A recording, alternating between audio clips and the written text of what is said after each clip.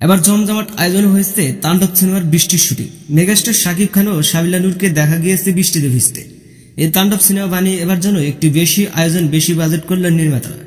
একেবারে পুরো টিম ধরেই কাজ করেছেন কৃত্রিম বৃষ্টির সাহায্যে।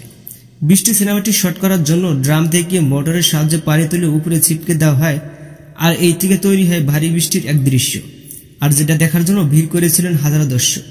শাকিব খানের ক্যারিয়ারে হয়তোবা এই প্রথম কোনো শুটিংয়ে এত মানুষ দেখা গিয়েছে। প্রথমত কৃত্রিম বৃষ্টি, দ্বিতীয়ত শাকিব খানকে দেখার জন্য ভিড় করেছিলেন শত শত দর্শক। এক পর্যায়ে শুটিং স্পট হয়ে উঠেছেন উৎসবের মহল পরিবেশ। এক পর্যায়ে দর্শকের এত এত ভালোবাসা দেখে গেট খুলে দেয় তাণ্ডব টিম, এবং সাধারণ মানুষও খুব কাছ থেকে দেখেন শাকিব খান সাবিলা নূরের শুটিং।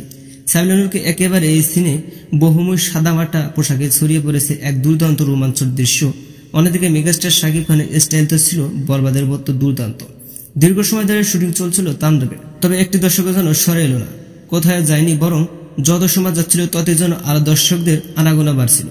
আর এই শুটিং ভিডিও দৃশ্যই এখন মিডিয়াতে ভাইরাল। তাণ্ডবের টিম গড়ে তুলে হলো আরো এক ইতিহাস। তো দর্শক, আপনি কি প্রস্তুত তাণ্ডব সিনেমা দেখার জন্য? কমেন্টে জানাতে পারেন নিচে কমেন্ট বক্সে। দেখা হচ্ছে নেক্সট কোনো ভিডিওতে। ততক্ষণ সব ভালো থাকবেন, সুস্থ থাকবেন। আল্লাহ হাফেজ।